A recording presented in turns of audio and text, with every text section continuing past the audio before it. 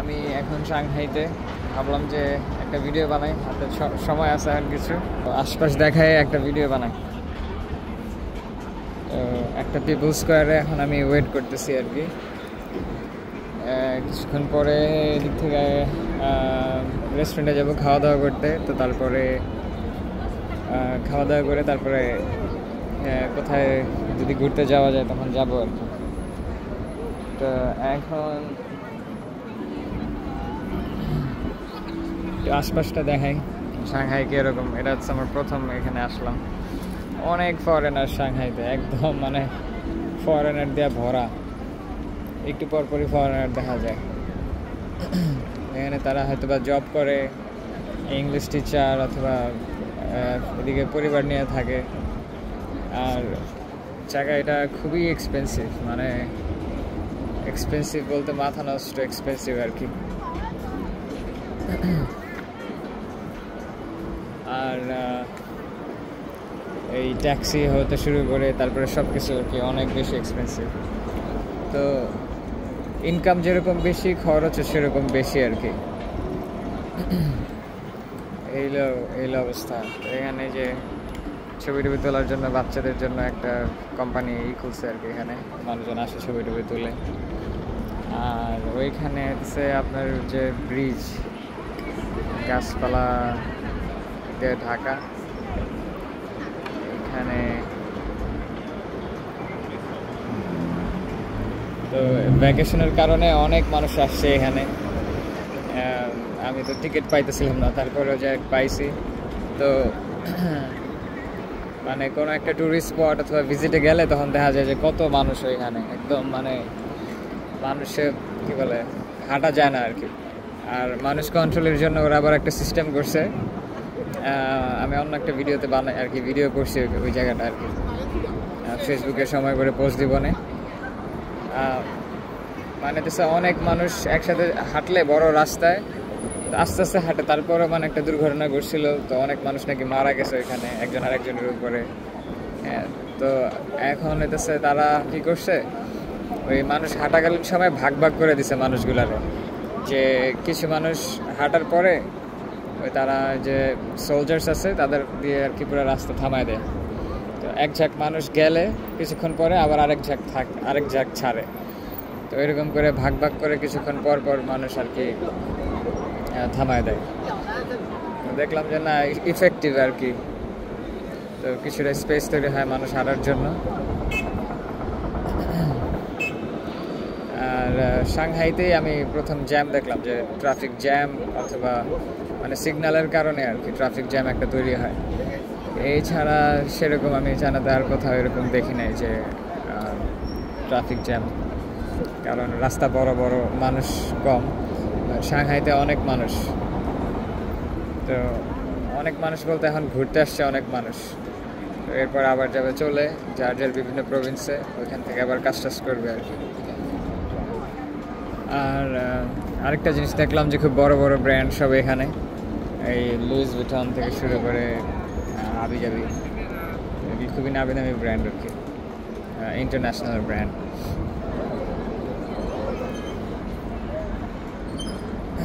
তো দেখার পরে অনেক কিছু মাথায় আসে, যে বিশ্বের মানুষের কথা, তারপরে বাংলাদেশের অবস্থা, তারপরে টাকা পয়সা।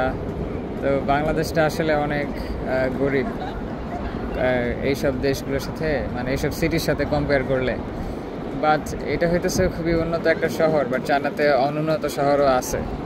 চায়না হইতেছে একটা ডেভেলপিং কান্ট্রি, বাংলাদেশও একটা ডেভেলপিং কান্ট্রি, কিন্তু এইরকম সিটি বাংলাদেশে নাই। মানে বাংলাদেশের যে ক্যাপিটাল, ছোট্ট একটা দেশ বাংলাদেশ, মানে কোনো ব্যাপারই না কিছু একটা করা বাংলাদেশে। কিন্তু এর ভিতরে কিছু কারণ আছে। আমরা যদি বাংলাদেশে আমাদের যে আর কি ইন্টারন্যাশনাল কারেন্সি, এইটার যদি আমরা বাড়াইতে পারি, তাইলে বাংলাদেশ আর কি এরকম একটা সম্ভাবনা আছে হওয়ার।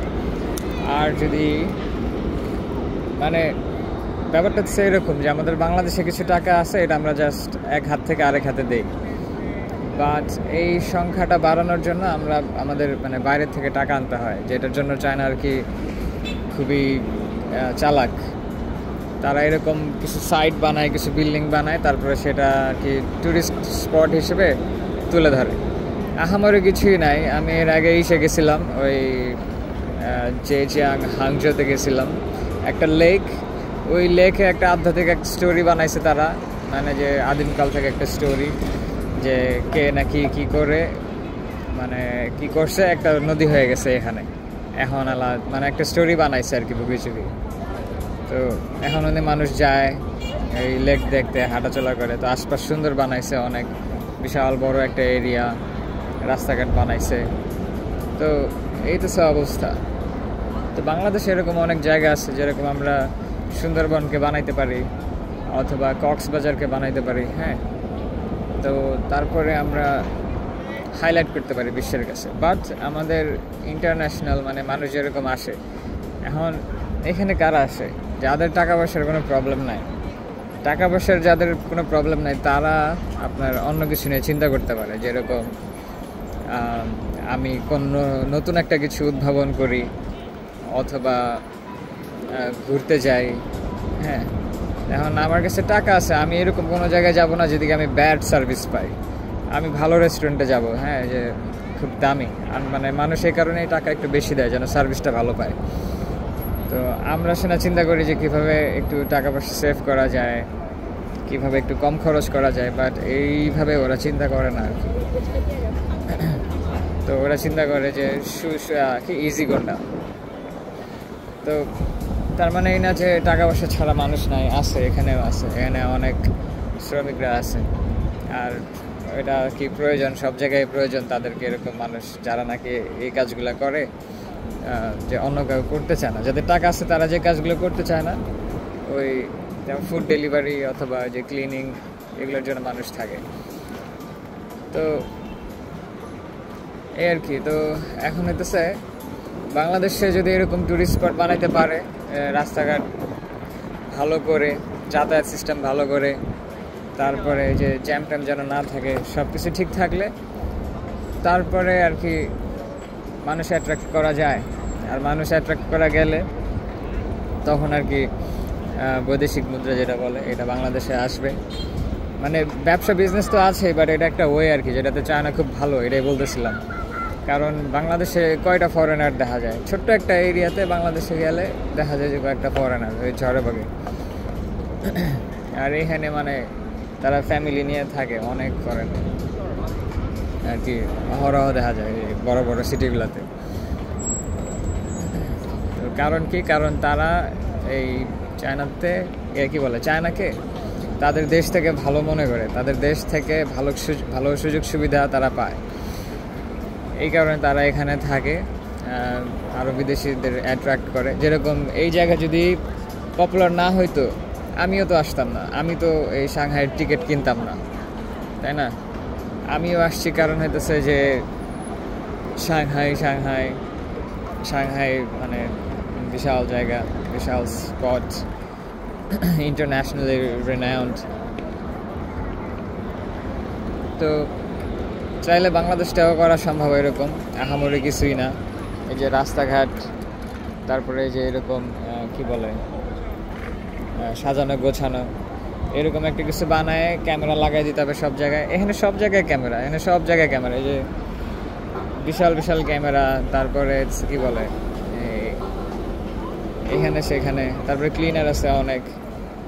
আর জনগণ সচেতন, এখানে আপনার আশেপাশে জিনিসপত্র ফালায় না, মানে ক্লিন রাখতে হয়। কারণ সবাই চিন্তা করে যে আমি যদি এখানে একটা ময়লা করে কিছু ফালাই, এটা দেখে ফেলবে, এই হলো কথা আর কি। মানে মনে করে যে দেখবে অথবা জরিমানা করবে, এরকম কিছু। ওই যদি একজন ক্লিন করতেছে, ময়লা টলা নাই, তারপরে তার কাছে মনে হলে ক্লিন করতেছে। তো এখানে একটু বয়স্ক মানুষ অথবা যারা আছে তাদেরকে এরকমভাবে ছাড়া দেয় বলতে কাজে লাগাই দেয়, তারা আর কি এই ক্লিনিংয়ের কাজগুলো করে। আর কিছুক্ষণ পরে যাব অন্য কোথাও গেলে, তখন আর কি আরও ডিটেলস দেওয়া হবে। তো এই মূল বিষয় এখনকার জন্য কথাগুলো বললাম।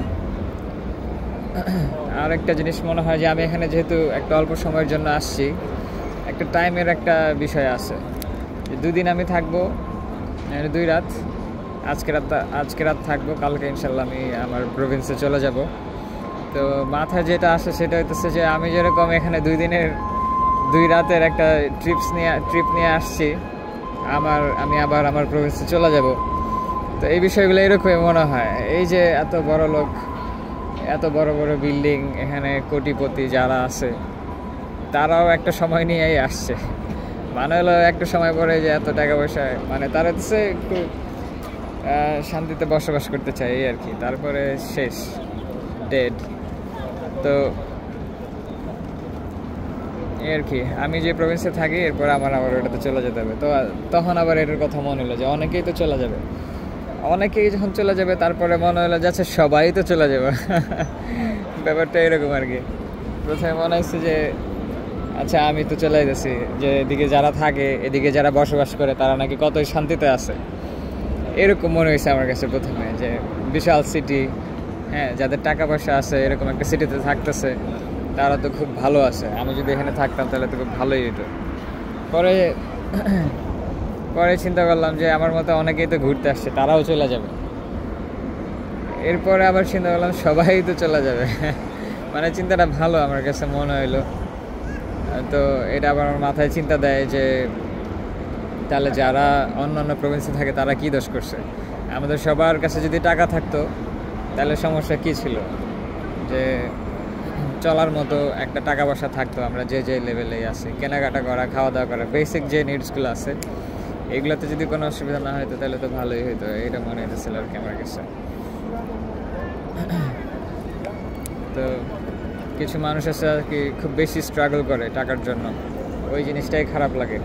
অ্যাটলিস্ট বেসিক যে নিডসগুলো এগুলো অ্যাফোর্ড করার মতো যদি আর কি অ্যাবিলিটি থাকে মানুষের, তাইলে আর কি কোনো খারাপটা লাগতো না। তো এটা হচ্ছে ফ্রেমে দাঁড়া সবাই ছবি দিতেছে, ফ্রেমে।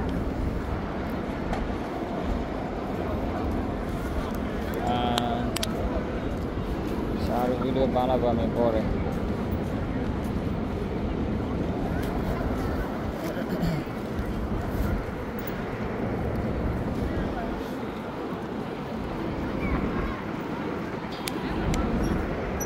এটা ছোট একটা স্কোয়ার, মানে বিভিন্ন রোডে গাড়ি টাড়ি চলে, গাড়ি টাড়ি যায়।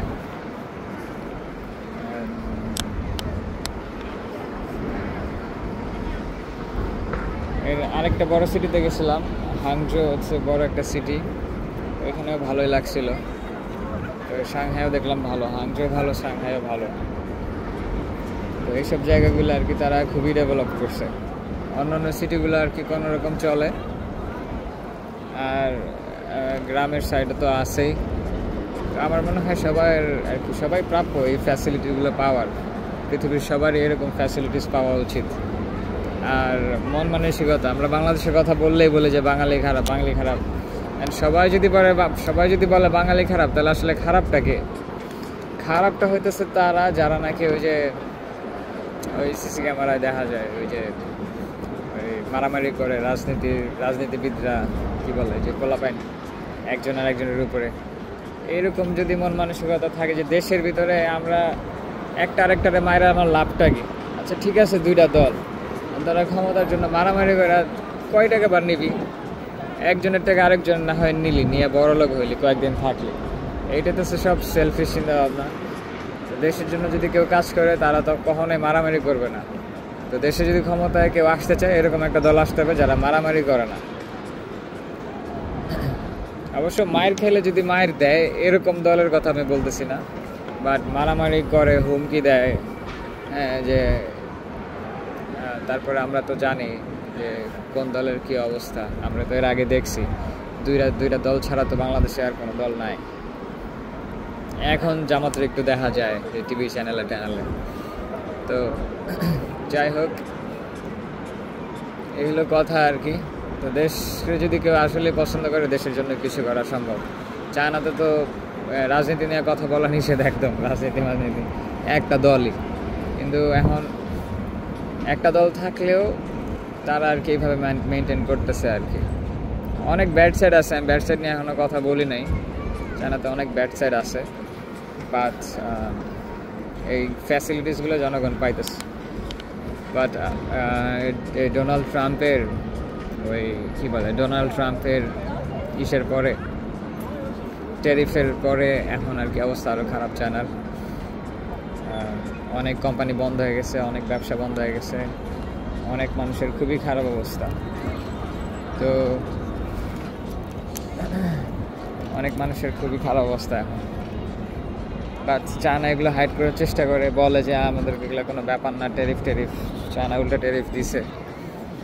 তো ইউএসের শক্তি হচ্ছে ডলার থাকলে আর কি লাগে। ভিডিওটা লম্বা বানাইতেছি কারণ এই পরিবেশটা দেখানোর জন্য, পরিবেশটা কীরকম, মানুষজন কীভাবে চলাফেরা করে, সিটিটা কীরকম আর কি। অনেক বেশিরভাগ মানুষ এখানে ঘুরতে আসে যারা ছবি টবি তুলতেছে, কারণ সারা সপ্তাহে আমরা কাজ করি, তো পাই না আর কি, ওই কী বলে ভ্যাকেশন পাই না তো সেরকম। তো এই ভ্যাকেশনটা 5 দিনের, বাট আমি পাইছি 3 দিনের। এর ভিতরে আবার কারণ আছে, লজিক্যাল রিজনই আছে। এই আপনার চায়নাতে যদি কোনো ভ্যাকেশন থাকে, এই ভ্যাকেশনের জন্য একটা উইকেন্ডে 1 দিন এক্সট্রা বেশি কাজ করতে হয়, 1 দিন অথবা 2 দিন বেশি কাজ করতে হয় এটা কাভার করে দেওয়ার জন্য। তার মানে হইতেছে আসলে কোনো ভ্যাকেশন নাই। এখন আমার যদি নেক্সট সপ্তাহে একটা বন্ধ থাকে, আমার এই সপ্তাহে 1 দিন বেশি কাজ করতে হবে, তাইলে আমি কি করলাম, ওই কাজটা শোধ করে দিলাম, তাহলে আমার ভ্যাকেশনটা আসলে থাকলো কই। ব্যাপারটা এইরকম। তো আমাদের এর আগের সপ্তাহে সবাই কাজ করছে চায়নাতে, বাট আমরা কাজ করি নাই। তো সেই কারণে বলছে যে তোমরা রেস্ট নিছো আগে, এই কারণে আমরা 1 দিন কম রেস্ট নিব এই ভ্যাকেশনে। তো যাই হোক, 3 দিনের বন্ধ আমার, তারপরে কাজ শুরু। তো 3 দিনই আমি যে সাংহাইতে স্পেন্ড করব। আগামীকালকে চলে যাব। আজকে হচ্ছে 2 তারিখ, কালকে হচ্ছে 3 তারিখ। তো আমি যাবো হলো এই পাশে হাঁটি, আমি একটু হাঁটি এখন। এখান থেকে একটা ফ্রেন্ড আসবে, ওর সাথে মিট করব, তারপরে খাওয়া দাওয়া করতে যাব।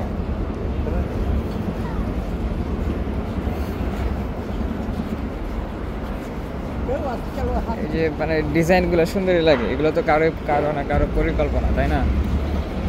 এই মানুষ চিন্তা ভাবনা করে দেশটা কীভাবে সুন্দর করা যায়, যেখানে ফুল টুল। তো একজন ক্ষমতায় থাকা লাগে যে নাকি ক্ষমতা রাখে, মানুষের দিয়ে যেন কাজ করাতে পারে, বইলা টইলা যে এটা এখানে নেতার মতো নেতা থাকতে হয়। বাংলাদেশের রাজনীতি হচ্ছে বাজে রাজনীতি, সব অশিক্ষিতরা একবারে ক্ষমতায় যায় বসে থাকে, কোনো ডিগ্রি নাই, কোনো কিছু নাই। একটা ইংলিশ বলতে গেলে দাঁতটা ভেঙা জায়গা একদম। তো সে বিদেশিদের সাথে কেমনে কথা কবে, সে তার ইংলিশ নিয়েই চিন্তা করতে মানে কুল পায় না চিন্তা করে যে আমি একটা কথা বলবো, এখন কিভাবে আমি এক্সপ্রেস করব, কিভাবে তার সাথে আমার একটা ভালো সম্পর্ক হইব। তার ইংলিশ বুঝতেই আর কি অন্যান্য দেশের মানুষের খবর হয়ে যায়, সে অন্যান্য দেশ থেকে কেমনে সাপোর্ট পায়, এই অবস্থা আর কি।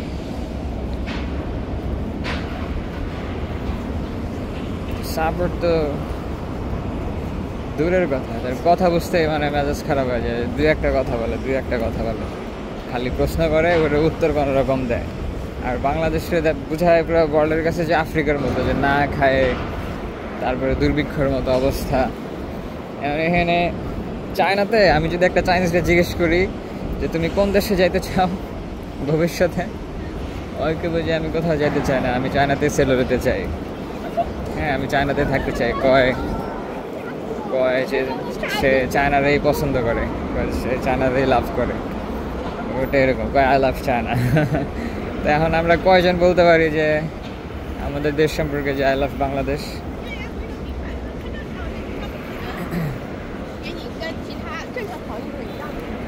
তো এইটা আমরা সেরকম একটা বলতে পারি না যে আই লাভ বাংলাদেশ। বাংলাদেশের মানুষ জিজ্ঞেস করলে বলে যে আমরা চলে যাবো এই দেশে যাবো, এই দেশে যাবো, বাংলাদেশ ভাল লাগে না। বাংলাদেশটারে আমরা এরকম বানাইতে পারলাম না যে আমরা বলতে পারবো যে আই লাভ বাংলাদেশ। কেন? কারণ ক্ষমতা এরকম কিছু মানুষ দাঁড়ায় আছে যারা নাকি দেশের জন্য কিছুই করে না। বাংলাদেশের মানুষ একদম অতিষ্ঠ হয়ে আছে, এই কারণে বলে যে অন্য দেশ ভালো, অন্য দেশে যাই। যারা টাকা পয়সা আছে অন্য দেশে জায়গা, যারা নেতা থাকে বাংলাদেশের জন্য কাজ করে, মানে প্রধানমন্ত্রী, লিডার, তারা দেখা যেতেছে যে তারা এরকম কাজ করে যে তাদের পোলাপাইন, বাচ্চা কাচ্চা সব কিছু দেশের বাইরে পাঠিয়ে দেয়। তো সব যদি দেশের বাইরে থাকে তাহলে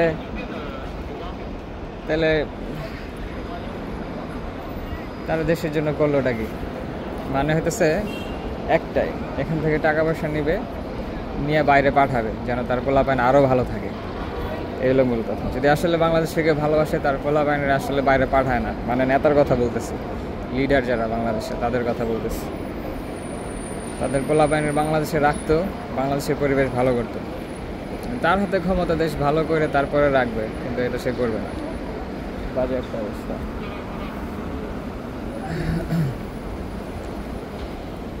যাই হোক, এই আর কি শেয়ার করলাম বিষয়গুলা। আমি কিছুক্ষণ পরে বিজি হয়ে যাব, তো সবাই ভালো থাকবেন। আর আমি যেহেতু কন্টিনিউয়াসলি ভিডিও অলরেডি বানানো শুরু করে দিছি, তো সেই ক্ষেত্রে সবাই লাইক ট্যাগ দিবেন, একটু সাপোর্ট দিবেন, শেয়ার করবেন যেন ভিডিওগুলা আর কি মানে সবার কাছে যায়, সবাই যেন দেখে। তাহলে আমি আস্তে আস্তে আরও ইনফরমেশন অথবা থটস শেয়ার করার চেষ্টা করব বাংলায়। ভিডিওগুলো বাংলাতেই বানানোর চেষ্টা করতেছি। এর আগে চিন্তা করছিলাম যে না, ভিডিও বানাই ইংরেজিতে, পুরো বিশ্বের মানুষ দেখবে। এখন চিন্তা করলাম যে না, আমার বাংলাদেশের মানুষের জন্য ভিডিও বানানো আর কি জরুরি বেশি, তো তাদের জানা উচিত, দেখা উচিত। তো আমি যদি বাংলায় ভিডিও করি তারা আর কি এটা বুঝবে আরও ভালো। তো এই কারণে বাংলাতেই ভিডিও বানানো শুরু করলাম আমার বাংলাদেশের ভালোবাসার টানে। তো আশা করি সবাই সাথেই থাকবে। তো এই আর কি, আমার দেশটা আমরা যেন এরকম বানাইতে পারি, যেন ভবিষ্যৎ প্রজন্ম যারা আছে, যারা আসবে, তারা যেন শান্তিতে থাকতে পারে। অন্য দেশে যেন দৌড়ায় চলে যেতে না হয়, ঠিক যেরকম আমি চলে আসছি। বাংলাদেশে আমি অনেক বছর ছিলাম, গ্র্যাজুয়েশন কমপ্লিট করার পরে, কিন্তু চাকরি বাকরি হয় নাই। শেষ পর্যন্ত দেশের বাইরে আমাকে চাকরি দিল, এই কারণেই আসা। আর নাহলে হয়তো বা আমি আজকে বাংলাদেশে জব করতাম, বাংলাদেশে সেটেল থাকতাম। আচ্ছা, আমার ফ্রেন্ড চলে আসছে।